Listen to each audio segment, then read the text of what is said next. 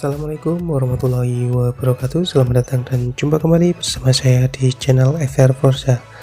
Oke, di kesempatan video kali ini saya akan membagikan atau menjelaskan tentang fitur shape yang ada di aplikasi Pixlab. Mengingat sangat pentingnya fitur ini apabila kita ingin membuat suatu desain dengan menggunakan aplikasi Pixlab. Nah, namun sebelum saya lanjut ke videonya, seperti biasa, bagi teman-teman yang masih belum support channel ini, saya mohon untuk disupport terlebih dahulu dengan cara like, comment, share, dan subscribe channel ini, dengan harapan channel ini bisa berkembang semakin bermanfaat dan pastinya semakin menginspirasi kita semua. Oke, kalau sudah saya ucapkan terima kasih, langsung saja lanjut ke videonya. Oke, kita mulai. Jadi di sini saya akan coba untuk menjelaskan tentang penggunaan atau tentang fitur shape yang ada di aplikasi Pixlab. Nah, untuk fitur shape ini sendiri ini sangat penting sekali ya, khususnya bagi teman-teman yang ingin membuat suatu desain, baik itu jadwal pelajaran, kemudian struktur organisasi, ataupun tabel dan lain-lain ya, masih banyak, tergantung kekreatifan kita memanfaatkan fitur yang ada di aplikasi Pixlab. Seperti halnya yang Anda lihat ini adalah desain jadwal pelajaran, yang dimana desain ini didominasi oleh shape. Nah, baik itu garis-garis yang di bawahnya alamat maupun di hari tanggal, dan kemudian yang kotak-kotak yang di atasnya itu ada tulisan. Oke, jadi untuk penggunaannya sendiri, pertama-tama apabila kita ingin menggunakan aplikasi Pixlab yang tentunya ingin menggunakan shape maksudnya, ya kita tinggal menuju ke menu segi 6 ini, kemudian kita pilih fitur shape. Nah, ketika kita tekan atau kita klik, maka akan muncul suatu bentuk seperti ini, yaitu bentuk kotak. Ini adalah standarnya seperti itu ya. Namun kita tidak harus terpaku pada bentuk kotak ini. Sebenarnya di sini masih banyak ya, masih banyak bentuk-bentuk lainnya. Misalkan di sini saya coba untuk perlihatkan kepada teman-teman, yaitu pada bentuk kotak, lingkaran, setengah lingkaran, segitiga, bintang, segi 6, dan masih banyak ya yang lain. Nah, di sini ini adalah suatu fitur shape yang bisa kita gunakan. Oke, jadi paham ya, ini bentuk-bentuk yang bisa kita gunakan atau shape yang bisa kita gunakan. Seperti misalkan di sini saya mau menggunakan shape segi 6 seperti ini. Nah, maka akan berbentuk segi 6 seperti ini. Oke, untuk cara penggunaannya, di sini untuk menu-menunya, yaitu di sini ada opacity. Nah, opacity ini adalah untuk ketebalannya ya. Untuk ketebalannya, kalau misalkan kita nolkan itu maka akan tidak kelihatan.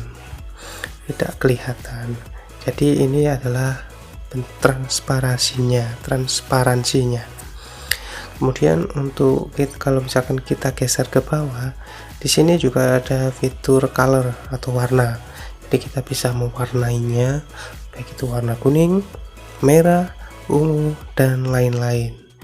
Nah, di sini saya coba untuk memberikan warna hitam, atau mungkin saya coba untuk memberikan warna oranye aja. Oke, seperti ini ya.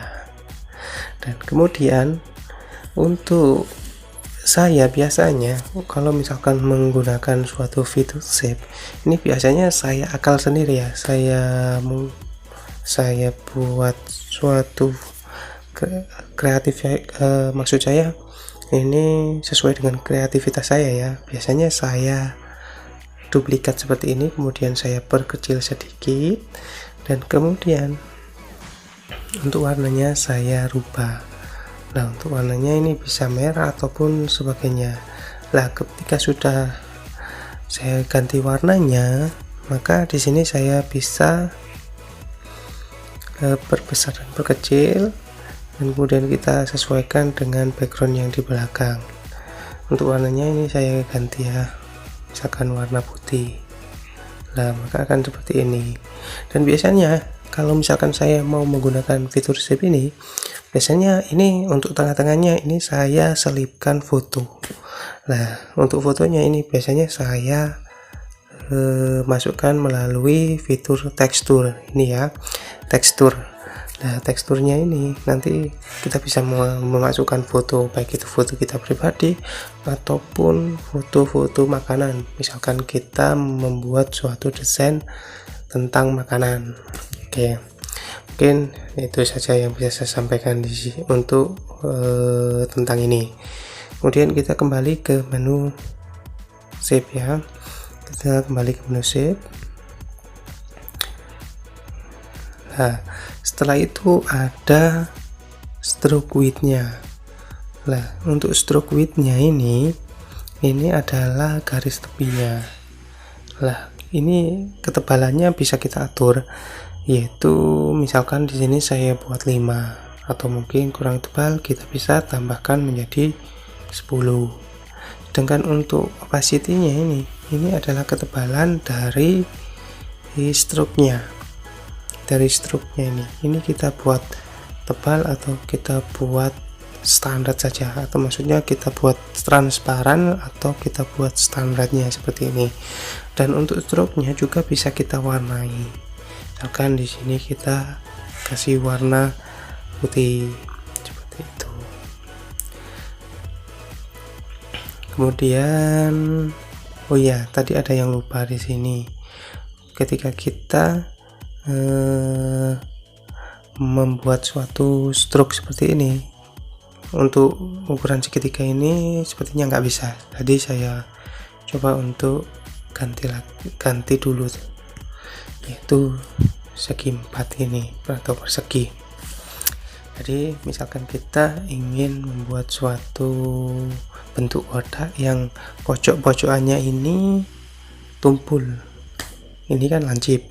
Jadi kalau misalkan kita mau menumpulkan, itu kan di sini di bawahnya sini ini ada menu atau fiturnya, yaitu fitur radius. Nah, ini bisa kita tambahkan, ya, bisa tambahkan untuk memberikan efek tumpul pada shape kotak ini. Oke, paham ya? Jadi ini adalah fitur untuk memberikan efek tumpul di shapes.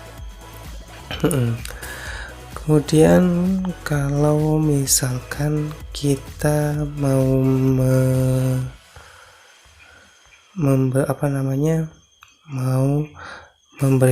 memakai atau begini saja.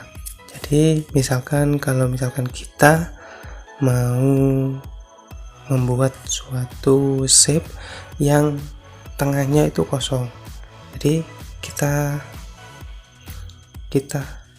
nolkan dulu, opacity-nya atau transparansinya.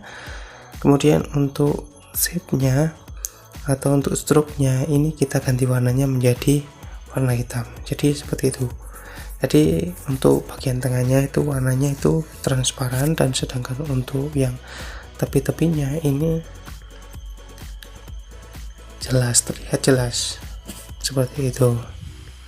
Oke, mungkin hanya itu saja yang bisa saya sampaikan mengenai fitur shapes. Apabila memang ada yang perlu ditanyakan, silahkan ditanyakan melalui kolom komentar yang insya Allah saya akan jawab. Oke, mungkin hanya itu saja yang bisa saya sampaikan.